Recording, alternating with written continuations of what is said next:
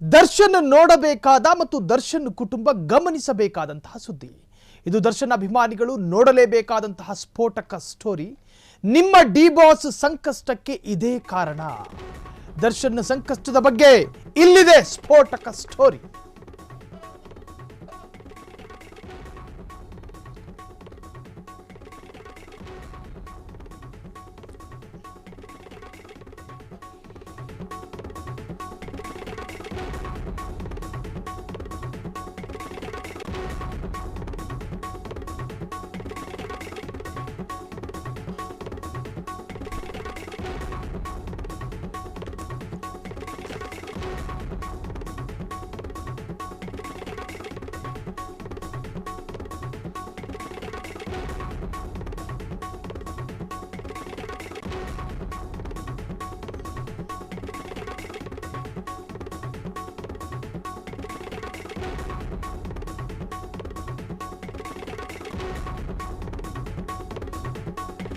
ಇದು ದರ್ಶನ್ಗೆ ಸಂಬಂಧಪಟ್ಟ ಎಲ್ಲೂ ರಿವೀಲ್ ಆಗದ, ಎಲ್ಲೂ ನಿಮಗೆ ನೋಡಲು ಸಾಧ್ಯವೇ ಇಲ್ಲದ ಒಂದಷ್ಟು ಸ್ಫೋಟಕ ಸುದ್ದಿಯನ್ನು ನಾವು ಈ ಗಳಿಗೆ ಸ್ಫೋಟ ಮಾಡ್ತಾ ಇದ್ದೀವಿ. ಇದು ದರ್ಶನ್ಗೆ ಸಂಬಂಧಪಟ್ಟ ಎಕ್ಸ್ಕ್ಲೂಸಿವ್ ಮೆಗಾ ಸುದ್ದಿ. ಆ ಒಂದು ಕಾರಣದಿಂದ ಮಾತ್ರ ಸಾರಥಿಗೆ ಬ್ಯಾಕ್ ಟು ಬ್ಯಾಕ್ ಸಂಕಷ್ಟಗಳೆದುರಾಗಿದ್ದು. ಇದು ನಿಮ್ಮ ಫ್ರೀಡಂ ಟಿವಿಯ ಮೆಗಾ ಮಾಸ್ಟರ್ ಎಕ್ಸ್ಕ್ಲೂಸಿವ್ ಸುದ್ದಿ. ಎಲ್ಲೂ ನಿಮಗೆ ನೋಡಲು ಸಾಧ್ಯವಿಲ್ಲದ ಸುದ್ದಿ. ಇದು ದರ್ಶನ್ ಅಭಿಮಾನಿಗಳು ನೋಡಲೇಬೇಕಾದಂಥ ಒಂದು ಸ್ಟೋರಿ.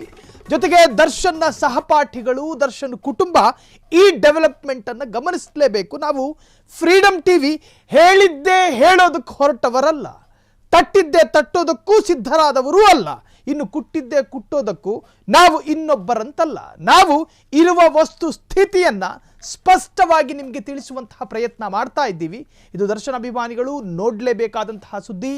ನಿಮ್ಮ ಡಿ ಬಾಸ್, ನಮ್ಮ ಡಿ ಬಾಸ್ಗೆ ಸಂಕಷ್ಟಕ್ಕೆ ಇದೇ ಮುಖ್ಯ ಕಾರಣ. ದರ್ಶನ್ನ ಸಂಕಷ್ಟದ ಬಗ್ಗೆ ಎಲ್ಲೂ ಸಿಗದ ಒಂದು ಸ್ಟೋರಿಯನ್ನು ನಾವೀಗ ನಿಮಗೆ ತೋರಿಸ್ತಾ ಇದ್ದೀವಿ. ಆ ಒಂದು ಕಾರಣದಿಂದ ಮಾತ್ರವೇ ಸಾರಥಿಗೆ ಬ್ಯಾಕ್ ಟು ಬ್ಯಾಕ್ ಸಂಕಷ್ಟಗಳು ಎದುರಾಗಿದ್ದು. ಅದು ಲೀಗಲ್ ಆದಂತಹ ಸಮಸ್ಯೆಯಾಗಿರಲಿ, ಕೌಟುಂಬಿಕ ಕಲಹ ಆಗಿರಲಿ, ದರ್ಶನ್ ಯಾವ ಯಾವ ಸಮಸ್ಯೆಗಳನ್ನು ಎದುರಿಸಿದ್ರು ಅದಕ್ಕೆಲ್ಲ ಕಾರಣ ಏನು ಗೊತ್ತಾ? ದಾಸನಿಗೆ ಸುಪ್ರೀಂ ಕೋರ್ಟ್ ಭಯ ಒಂದು ಕಡೆಯಾದ್ರೆ, ಮತ್ತೆ ಆಪರೇಷನ್ಗೆ ರೆಡಿ ಆದಂತಹ ದರ್ಶನ್ ಹೋದ್ಯಾ ಪಿಶಾಚಿ ಅಂದ್ರೆ ಬಂದ್ಯಾ ಗವಾಕ್ಷಿ ಎಂಬಂತಾಗಿದೆ ಈಗ ದರ್ಶನ್ ಪರಿಸ್ಥಿತಿ. ದರ್ಶನ್ಗೆ ಬಿಡ್ತಾನೆ ಇಲ್ಲ, ದೂರನೂ ಆಗಿಲ್ಲ ಕೋರ್ಟ್ ಭಯ. ಯಾವಾಗ ನನಗೆ ರಿಲೀಫು, ಯಾವಾಗ ಏನಾಗುತ್ತೋ ನೆಮ್ಮದಿನೂ ಇಲ್ಲ. ದರ್ಶನ್ಗೆ ಕಾಡ್ತಾ ಇರುವಂತಹ ಪ್ರಶ್ನೆಗಳು ಅಭಿಮಾನಿಗಳ ಆರಾಧ್ಯ ದೈವನಿಗೆ ಸಾಡೆ ಸಾತಿ ಕಾಡ್ತಾ ಇದೆ. ಫ್ರೀಡಂನಲ್ಲಿ ದರ್ಶನ್ ಗಂಡಾಂತರದ ಸುದ್ದಿಯನ್ನ ಸವಿಸ್ತಾರವಾಗಿ ತೋರಿಸ್ತೀವಿ. ದಾಸನಿಗೆ ಸುಪ್ರೀಂ ಕೋರ್ಟ್ ಭಯ, ದಾಸನ ಸೋಲಿಗೆ, ದಾಸನ ಖ್ಯಾತಿಗೆ ಕಳಂಕ ಬರೋದಕ್ಕೆ ಒಂದು ತಂಡ ರೆಡಿಯಾಗಿತ್ತು. ಆ ತಂಡ ಮಾಡಿದ್ದೇನು ಗೊತ್ತಾ? ಆ ತಂಡ ಬಳಸಿದ್ದೇನು ಗೊತ್ತಾ? ಆ ತಂಡ ಯಾರ ಮೊರೆ ಹೋದ್ರು ಗೊತ್ತಾ? ಆ ತಂಡ ಮಾಡಿದ ಕುಕೃತ್ಯ ನಿಮಗೇನಾದ್ರೂ ಗೊತ್ತಾ? ಕ್ಯಾಕ್ರಿಸಿ ಉಗಿತೀರಿ ಕೇಳಿಸ್ಕೊಂಡ್ರೆ. ದರ್ಶನ್ ವಿರುದ್ಧ ಹೆಣೆಯಲಾದಂತಹ ಸೂತ್ರಗಳು, ದರ್ಶನ್ ವಿರುದ್ಧ ಹೂಡಲಾದಂತಹ ಷಡ್ಯಂತ್ರಗಳು, ದರ್ಶನ್ ವಿರುದ್ಧ ಮಾಡಿದಂತಹ ಮಾಡಬಾರದ ಕೆಲಸ ಎಲ್ಲವನ್ನು ಕೂಡ ನಿಮ್ಮ ಫ್ರೀಡಂ ಟಿವಿ ಇವತ್ತು ಬಿಚ್ಚಿಡುತ್ತೆ. ಹಾಗಾದ್ರೆ ದರ್ಶನ್ಗೆ ಯಾರು ಏನನ್ನ ಮಾಡಿದ್ರು? ದರ್ಶನ್ಗೆ ಸುಪ್ರೀಂ ಭಯ ಯಾಕಿನ್ನೂ ಕಾಡ್ತಾ ಇದೆ? ಹಾಗಾದ್ರೆ ದರ್ಶನ್ಗೆ ಕಾಡ್ತಾ ಇದೆ ವರಾಹ ಸಂಕಷ್ಟ. ಏನದು ವರಾಹ? ಶತ್ರುಗಳಿಂದ ವರಾಹ ಮಾಟ ಮಂತ್ರ. ನೀವು ಆಶ್ಚರ್ಯಕ್ಕೊಳಪಡ್ತೀರಿ. ದರ್ಶನ್ ವಿರುದ್ಧ ಮಹಾ ವಾಮಾಚಾರದ ಷಡ್ಯಂತ್ರ ನಡೆದಿತ್ತು. ವಾಮಾಚಾರ ಮಾಡಿಸಿದ್ಯಾರು ಗೊತ್ತಾ? ವಾಮಾಚಾರ ಮಾಡಿಸಿದ್ರು. ಹಂದಿ ತಲೆ ಕತ್ತರಿಸಿ ರಕ್ತ ದರ್ಪಣ ಮಾಡಲಾಗಿತ್ತು. ಹಂದಿಯ ತಲೆಯನ್ನ ಕತ್ತರಿಸಿ ದರ್ಶನ್ ವಿರುದ್ಧ ರಕ್ತ ದರ್ಪಣ ಮಾಡಲಾಗಿತ್ತು. ಆ ಒಂದು ಕಾರಣಕ್ಕೆ ದರ್ಶನ್ ಸಂಕಷ್ಟಕ್ಕೀಡಾಗಿದ್ದು. ದರ್ಶನ್ಗೆ ಕಾಡ್ತಾ ಇದೆ ವರಾಹ ಸಂಕಷ್ಟ. ಶತ್ರುಗಳಿಂದ ವರಾಹ ಮಾಟ ಮಂತ್ರ ನಡೆದಿದೆ. ದರ್ಶನ್ ಖ್ಯಾತಿ ಕಡಿಮೆ ಮಾಡಬೇಕು. ದರ್ಶನ್ಗೆ ಭಾರಿ ಹೆಸರಿದೆ. ದರ್ಶನ್ ಒಂದು ಸಿನಿಮಾಗೆ 20 ಕೋಟಿ ಪಡಿತಾರಂತೆ. ದರ್ಶನ್ನ ಹೆಂಗಾದ್ರೂ ಮಾಡಿ ಉರುಳಿಸ್ಬೇಕು, ದರ್ಶನ್ನ ಬೀಳಿಸ್ಬೇಕು. ಕೆಂಪು ಕಲರ್ ಜೀಪ್ ನಲ್ಲಿ ಓಡಾಡ್ತಾರೆ ದರ್ಶನ್ ಹಿಂದೆ ಹಿಂಬಾಲಕರು ಇರ್ತಾರೆ. ದರ್ಶನ್ ಹಿಂದೆ ಕಪ್ಪು ಕೋಟು ಧರಿಸಿರುವಂತಹ ಬೌನ್ಸರ್ಗಳಿರ್ತಾರೆ. ದರ್ಶನ್ ಹೋದ ಕಡೆ, ದರ್ಶನ್ ಬಂದ ಕಡೆ, ದರ್ಶನ್ ಆಸ್ಪತ್ರೆಗೆ ಅಡ್ಮಿಟ್ ಆದ್ರೂ ಕೂಡ ಸಾವಿರಾರು ಅಭಿಮಾನಿಗಳು ಬರ್ತಾರೆ. ಹೆಂಗಾದ್ರೂ ಮಾಡಿ ದರ್ಶನ್ನ ಬೀಳಿಸ್ಬೇಕಲ್ಲ, ಹೆಂಗಾದ್ರೂ ಮಾಡಿ ದರ್ಶನ ಉರುಳಿಸ್ಬೇಕಲ್ಲ. ದರ್ಶನ್ ಅಂದ್ರೆ ಜಿಂದಾಬಾದ್ ಕೂಗ್ತಾರೆ, ಅದೇ ದರ್ಶನ್ ಅಂದ್ರೆ ಮುರ್ದಾಬಾದ್ ಕೂಗಬೇಕು. ಹಂಗಾದ್ರೆ ಏನ್ ಮಾಡಬೇಕು? ದರ್ಶನ್ ವಿರುದ್ಧ ಹೆಣೆಯಲಾದಂತಹ ಸೂತ್ರಗಳೆಷ್ಟು ಗೊತ್ತಾ? ದರ್ಶನ್ ವಿರುದ್ಧ ಮಾಡಿದಂತಹ ಷಡ್ಯಂತ್ರಗಳೇನು ಗೊತ್ತಾ? ಆಶ್ಚರ್ಯ ಪಡ್ತೀರಿ. ಛೀ ಥೂ, ಇಂಥವರು ಇರ್ತಾರಾ ಸಮಾಜದಲ್ಲಿ ಅಂತ ಬಾಯಿಗೆ ಬೆರಳಾಕೊಂಡು ಯೋಚನೆ ಮಾಡ್ತೀರಿ. ಹಾಗಾದ್ರೆ ನಿಮ್ಮ ಡಿ ಬಾಸ್ಗೆ ನಿಮ್ಮ ದರ್ಶನ್ ವಿರುದ್ಧ ಯಾರು ಏನು ಮಾಡಿದ್ರು? ದರ್ಶನ್ ವಿರುದ್ಧ ಮಾಟ ಮಂತ್ರ ಮಾಡಿಸಿದ್ರ? ಯಾಕೆ ಮಾಡಿಸಿದ್ರು? ಮಾಟ ಮಂತ್ರ ಮಾಡಿಸೋದ್ರಿಂದ ಅವರಿಗೆ ಸಿಗೋದಾದ್ರೂ ಏನು? ದರ್ಶನ್ ಹೋದ ಕಡೆ ಸಾವಿರಾರು ಅಭಿಮಾನಿಗಳು ಬರ್ತಾರೆ. ದರ್ಶನ್ ಒಂದು ವೇಳೆ ಜೀಪನ್ನು ಬ್ರೇಕ್ ಹಿಡಿದು ನಿಲ್ಲಿಸಿಲ್ಲ ಅಂದ್ರೆ ಹಿಂದೆ ಅದೇ ಸ್ಪೀಡ್ನಲ್ಲಿ ಫಾಲೋ ಮಾಡ್ಕೊಂಡು ಬರ್ತಾರೆ ದರ್ಶನ್ ಫ್ಯಾನ್ಸ್ಗಳು. ಹಂಗಿರುವ ದರ್ಶನನ್ನ ಹೆಂಗಾದ್ರೂ ಬಗ್ಗಿಸ್ಬೇಕಲ್ಲ, ಇನ್ನು ಮರ್ಯಾದೆ ಕಳಿಬೇಕಲ್ಲ. ಗ್ರಹಗತಿ ಕೆಟ್ಟ ಸಂದರ್ಭದಲ್ಲಿ ವರಾಹ ವಾಮಾಚಾರ, ಗ್ರಹಗತಿ ನೆಟ್ಟಗಿದ್ದ ಸಂದರ್ಭದಲ್ಲಿ ಈ ವಾಮಾಚಾರ ವರ್ಕೌಟ್ ಆಗೋದಿಲ್ಲ, ನೆನ್ಪಿಟ್ಕೊಳ್ಳಿ. ನಿಗೂಢ ಸ್ಥಳದಲ್ಲಿ ಹಂದಿ ತಲೆ ಕತ್ತರಿಸಿ ಮಾಟ ಮಾಡಲಾಗಿದೆ. ದರ್ಶನ್ ಖ್ಯಾತಿಗೆ ಚ್ಯುತಿ ಬರಲೆಂದು ವಾಮಾಚಾರ ಮಾಡಲಾಗಿದೆ. ಉದ್ದೇಶ ನೋಡಿ, ದರ್ಶನ್ ಏಳಿಗೆ ಆಗದಿರಲೆಂದು ಮಾಟ ಮಂತ್ರ. ಇದ್ಯಾರೋ ತಲೆಮಾಸ್ದವ್ರು ಮಾಡಿರಬೇಕು ಅನ್ಕತ್ತೀರಿ ನೀವು. ಚಾಮರಾಜನಗರದಿಂದ 21 ಮಾಂತ್ರಿಕರನ್ನ ಕರೆಸಿ ವಾಮಾಚಾರ ಮಾಡಲಾಗಿದೆ. ಪ್ರಮುಖ ಮಾಂತ್ರಿಕನಿಗೆ 5,05,551 ರೂಪಾಯಿ ಕಾಣಿಕೆಯನ್ನು ಕೊಡಲಾಗಿದೆ. ಉಳಿದ 20 ಯಾಂತ್ರಿಕರಿಗೆ 1,11,111 ರೂಪಾಯಿ. ಎಲ್ಲವನ್ನ ನಿಮ್ಮ ಫ್ರೀಡಂ ಟಿವಿ ರಿವೀಲ್ ಮಾಡ್ತಾ ಇದ್ದೆ. ತುರುವಳ್ಳಿ ಅರಣ್ಯದಲ್ಲಿ ಓಂ ಭೀಮ್ ಫಟ್ 1/10/2021 ನಡೆದಿರುವಂತಹ ವಾಮಾಚಾರ ಇದು. ದರ್ಶನ್ ವಿರುದ್ಧ ಮಾಡಲಾಗಿರುವಂತಹ ವಾಮಾಚಾರ. ಪ್ರಭಾವಿ ರಿಯಲ್ ಎಸ್ಟೇಟ್ ಉದ್ಯಮಿಯಿಂದ ಮಾಟ ಮಾಡಲಾಗಿದೆ ಎಂದು ಹೇಳಲಾಗ್ತಾ ಇದೆ. ಹೆಸರು ಇಚ್ಛಿಸಲು ಇಷ್ಟಪಡದ ಜ್ಯೋತಿಷಿಯಿಂದ ಫ್ರೀಡಂ ಟಿವಿಗೆ ಮಾಹಿತಿ ಲಭ್ಯ ಆಗಿದೆ. ಯಾರು ಕೊಟ್ಟರು ಮಾಹಿತಿ, ಯಾಕೆ ಕೊಟ್ಟರು ಮಾಹಿತಿ, ಇದ್ರ ಬಗ್ಗೆ ಯೋಚನೆ ಮಾಡೋದಕ್ಕೆ ಹೋಗಬೇಡಿ. ಫ್ರೀಡಂ ಟಿವಿಗೆ ಹೆಸರು ಹೇಳಲು ಇಚ್ಛಿಸದ ಒಬ್ಬ ಜ್ಯೋತಿಷಿ ಮಾಹಿತಿಯನ್ನು ಕೊಟ್ಟಿದ್ದಾರೆ. ದರ್ಶನ್ ಖ್ಯಾತಿಗೆ ಚ್ಯುತಿ ಬರಲೆಂದು ವಾಮಾಚಾರ ಮಾಡಲಾಗಿದೆ. ದರ್ಶನ್ ಏಳಿಗೆ ಆಗದಿರಲೆಂದು ಮಾಟ ಮಂತ್ರ. ಎದ್ದೇಳಬಾರ್ದು ದರ್ಶನು ಡೆವಿಲ್ ಮಾಡಬಾರ್ದು. ದರ್ಶನ್ ಕೈಯಲ್ಲಿ ಒಂದಲ್ಲ ಎರಡಲ್ಲ ರೀ, 16 ಸಿನಿಮಾಗಳಿವೆ.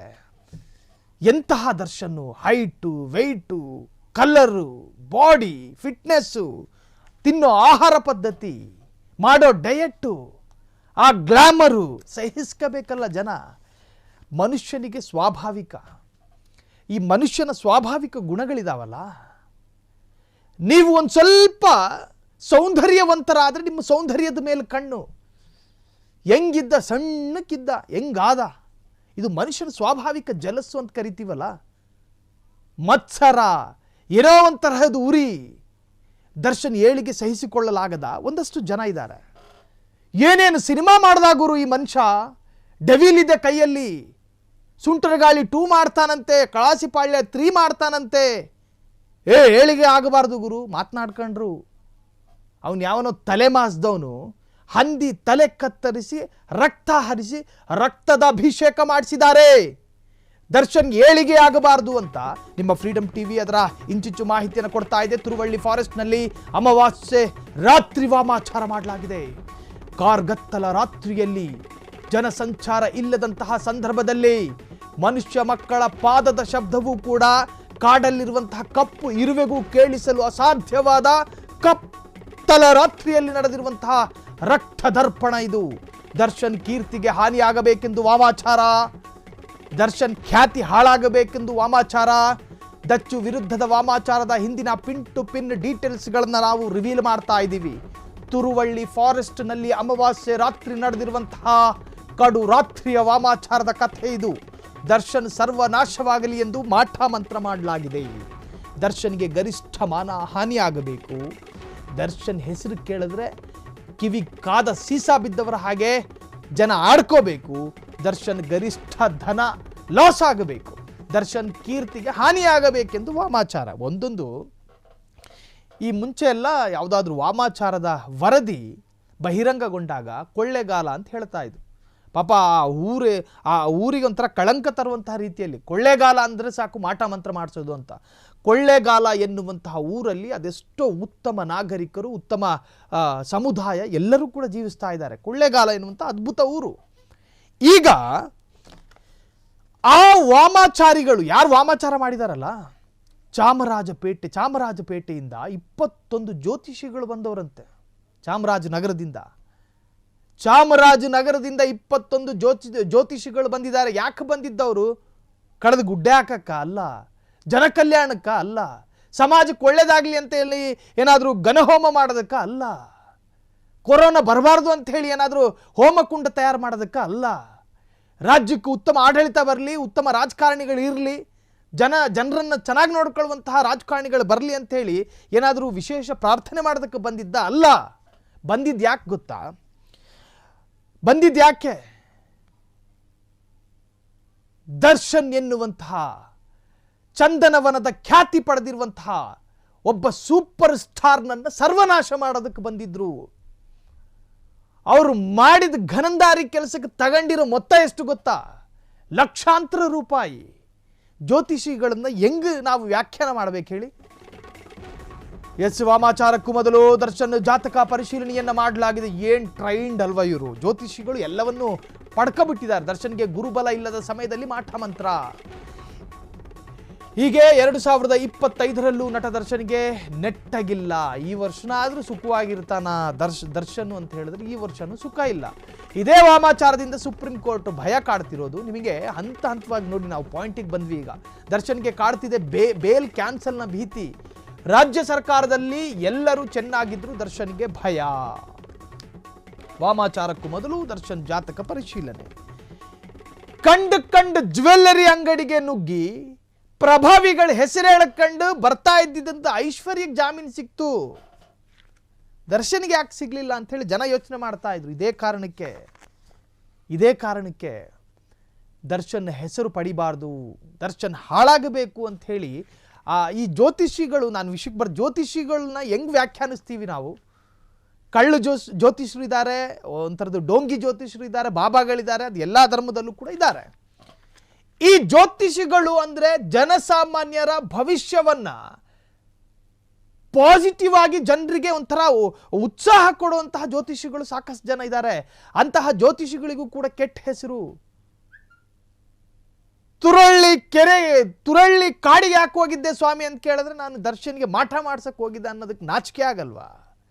ಆ ಪಡ್ಕೊಂಡಿದ್ದು 1 ಲಕ್ಷದಲ್ಲಿ ನಿಮ್ಮ ಹೆಂಡತಿ ಮಕ್ಕಳಿಗೆ ಸೀರೆ ಡ್ರೆಸ್ ತಗೊಂಡು ಕೊಟ್ಟಿದ್ದೀರಲ್ಲ, ನಿಮಗೆ ನಾಚಿಕೆ ಅನ್ನೋದಿಲ್ವಾ? ಕೋಳಿ ದೇಹದಲ್ಲೂ ಕಹಿ ಅನ್ನೋದಿರುತ್ತೀರಿ, ನಿಮಗೆ ಕಹಿ ಅನ್ಸಲ್ವಾ? ಏನು ಮಾಡ್ದ ದರ್ಶನ್? ಯಾರಿಗೆ ವಂಚನೆ ಮಾಡ್ದ ದರ್ಶನ್? ಸುಪ್ರೀಂ ಕೋರ್ಟ್ ತೀರ್ಪಿನ ಮೇಲೆ ದರ್ಶನ್ ಭವಿಷ್ಯ ನಿಂತುಕೊಂಡಿದೆ. ಸುಪ್ರೀಂ ಕೋರ್ಟ್ ತೀರ್ಪಿನ ಮೇಲೆ 15 ಚಿತ್ರಗಳು ಕೈಯಲ್ಲಿದ್ದರೂ ದುಡಿಯಲಾರದ ಪರಿಸ್ಥಿತಿ. ಪಾಪ ಆ ಮನುಷ್ಯನ ಜೀವ ಹಿಡಿತಿದಿರಲ್ರಿ. ಮಾಡದ ಪಾಪ ದರ್ಶನ್ನ ಹೊಂಚು ಹಾಕ್ತಾ ಇದೆ. ಮಾಡದ ಪಾಪಕ್ಕೆ ದರ್ಶನ್ ಬದುಕಲ್ಲಿ ಮರಣ ಮೃದಂಗ ಬಾರಿಸುತ್ತಿದೆ. ಇವೆಲ್ಲವೂ ವರಾಹ ಮಾಟದ ಎಫೆಕ್ಟು. ಸುಪ್ರೀಂ ಕೋರ್ಟ್ ತೀರ್ಪಿನ ಮೇಲೆ ದರ್ಶನ್ ಭವಿಷ್ಯ. ಶುಕ್ರವಾರದ ದಿನ ಸ್ನಾನ ಮಾಡಿಕೊಂಡು ಅದಕ್ಕೇನೇನು ಬೇಕೋ ಸಾಮಗ್ರಿಗಳನ್ನು ತಗೊಂಡು ಬಂದಿದ್ದ ಚಾಮರಾಜನಗರದಿಂದ. ಅದೇನೋ ಒಂಥರದ ವೇಷ ಧರಿಸ್ಕೊಂಡಿದ್ರು. ಕಾಡ್ಹಂದಿ ಬಂತೇನೋ ಅಂತೇಳಿ ಫೋನಲ್ಲಿ ಮಾತನಾಡ್ತಾರೆ. ತಂದೇನೋ ಕಾಡ್ಹಂದಿ, ಹಂದಿದ ಕುತ್ತಿಗೆ ಎಷ್ಟು ದಪ್ಪ ಇದೆ, ಹಾಕು ಕತ್ತಿನ, ಹೊಡಿ ಹಂದಿನ, ಹರ್ಸು ನೆತ್ತರನ. ಯಾರ ಮನೆ ಹಾಳು ಮಾಡೋದಕ್ಕೆ?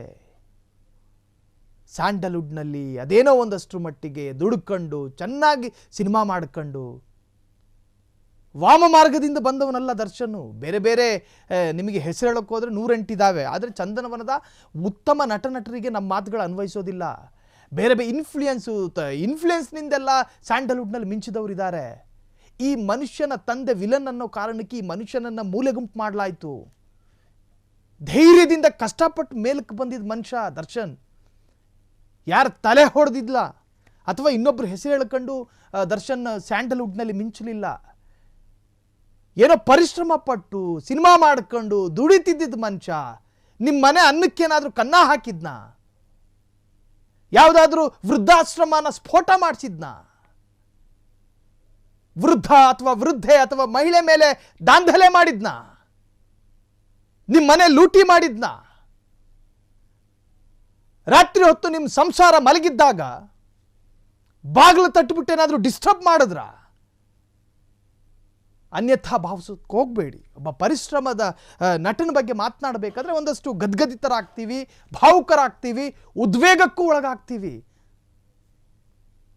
ಏನು ಮಾಡದ ದರ್ಶನ್ ವಿರುದ್ಧ ಮಾಟ ಮಾಡ್ತಾರೆ, ಹಂದಿಯನ್ನ ತರಲಾಗುತ್ತೆ, ಚೂಪಾದ ತಲವಾರ್ನಿಂದ ಹಂದಿ ತಲೆಗೆ ಹೊಡೆಯಲಾಗುತ್ತೆ, ನೆತ್ತರದ ಅಭಿಷೇಕ ನಡೆಯುತ್ತೆ ತುರಳ್ಳಿ ಕಾಡ್ನಲ್ಲಿ. ಆ ಜ್ಯೋತಿಷ್ಯರು ಯಾರು ಅನ್ನೋದು ಗೊತ್ತಾದರೆ ಚೆನ್ನಾಗಿರುತ್ತೆ. ನೆಮ್ಮದಿ ಹಾಳು ಮಾಡುವಂತಹ ಜ್ಯೋತಿಷಿಗಳು ಅಂದರೆ ಎಲ್ರಿಗೂ ಅನ್ವಯಿಸೋದಿಲ್ಲ ನಮ್ಮ ಮಾತುಗಳು. ಈಗ ಹೇಳಲಾಗಿರುವ ಮಾಡಲ್ಪಟ್ಟ ಆರೋಪದಲ್ಲಿ ಶಾಮೀಲಾಗಿರುವಂತಹ ಜ್ಯೋತಿಷಿಗಳಿಗೆ ಮಾತ್ರ ಫ್ರೀಡಮ್ ಟಿವಿಯ ಈ ಮಾತುಗಳು ಅನ್ವಯಿಸುವಂತಹದ್ದು. ಹಾಗಾದರೆ ಡಿ ಬಾಸ್ಗೆ ಕಂಟಕ ಎದುರಾಗಿದ್ದು ಇದೇ ಕಾರಣಕ್ಕೆ ಎನ್ನುವಂತಹದ್ದು ನಿಮಗೆ ಗೊತ್ತಾಗಿರಬಹುದು. ಅದು ಕೂಡ ನಿಮ್ಮ ಆಧ್ಯಾತ್ಮಿಕವಾಗಿ ಆಳವಾಗಿ ಗೊತ್ತಿರುವಂತಹ, ಆಳವಾಗಿ ತಿಳ್ಕೊಂಡಿರ್ತಕ್ಕಂಥ ಕೆಲವರಿಗೆ ಗೊತ್ತಾಗುತ್ತೆ. ಒಬ್ಬ ಮನುಷ್ಯನ ಗುರುಬಲ ಯಾವಾಗ ದುರ್ಬಲ ಆಗಿರುತ್ತೋ ಆಗ ಆತನ ವಿರುದ್ಧ ಮಾಡಬಹುದಾದಂತಹ ಮಾಟದಲ್ಲಿ ಎಫೆಕ್ಟ್ ಜಾಸ್ತಿ ಅಂತೆ. ಮತ್ತೊಂದು ವಿಚಾರ ಗೊತ್ತಿರಲಿ, ಕೆಲ ಮಾಹಿತಿಗಳ ಪ್ರಕಾರ ಹಂದಿಯ ಮಾಟ ಬಹಳಷ್ಟು ಎಫೆಕ್ಟಿವ್ ಆಗಿ ತಟ್ಟುತ್ತಂತೆ. ಮಾಟ ಮಂತ್ರ ಇದೆಯೋ ಅದು ಮೂಢನಂಬಿಕೆನೋ ಅಂಧವಿಶ್ವಾಸನೋ ಮತ್ತೊಂದೋ ಮಗದೊಂದೋ ಅದು ಬೇರೆಯೇ ಚರ್ಚೆ. ಆದರೆ ಮಾಡಲಾಗಿದೆ ಎನ್ನುವಂಥ ಈ ವಿಚಾರದಲ್ಲಿ ವಾದ ಮಾಡಬೇಕಾದ್ರೆ ನಾವು ಹಿಂಗೆ ಹೇಳಬೇಕು, ಇದು ವಿಜ್ಞಾನನೋ ಅಥವಾ ವಿಜ್ಞಾನಕ್ಕೆ ವಿರುದ್ಧವಾಗಿರೋದೋ ಅದು ಬೇರೆಯೇ ಚರ್ಚೆ. ಆದರೆ ಹಂದಿಯ ತಲೆಯನ್ನು ಕತ್ತರಿಸಿ ಮಾಡಬಹುದಾದಂತಹ ನೆತ್ತರಿನ ಅಭಿಷೇಕದಲ್ಲಿ ಮಾಟಗಳು ಬಹಳಷ್ಟು ಪವರ್ಫುಲ್ ಆಗಿ ನಡೆಯುತ್ತವಂತೆ. ಆಧ್ಯಾತ್ಮಿಕವಾಗಿ ಗೊತ್ತಿದ್ದವರಿಗೆ ಇದು ಗೊತ್ತಾಗುತ್ತೆ. ಒಬ್ಬ ಮನುಷ್ಯನ ಗುರುಬಲ ನೆಟ್ಟಗಿಲ್ಲದೇ ಇದ್ದಂತಹ ಸಂದರ್ಭದಲ್ಲಿ ಈ ಮಾಟವನ್ನು ಮಾಡಿಸಿದ್ರೆ ಒಂದಷ್ಟು ಎಫೆಕ್ಟ್ಗಳಾಗುತ್ತೆ ಅಂತ ತಿಳ್ಕೊಂಡಿರುವಂತಹ ಟ್ರೈನ್ಡ್ ತರಬೇತಿ ಪಡೆದಿರುವಂತಹ ಜ್ಯೋತಿಷ್ಯರಿಂದಲೇ ಈ ಕೃತ್ಯ ನಡೆದಿರುವಂತಹದ್ದು ಅಂತ ಈಗ ಅಂದಾಜು ಮಾಡಲಾಗಿದೆ. ಒಟ್ಟಾರೆ ದರ್ಶನ್ ಬಗೆಗೆ ಸಾಕಷ್ಟು ವಿಚಾರಗಳು ಈಗ ಚರ್ಚೆಗೆ ಬರ್ತಾ ಇದೆ.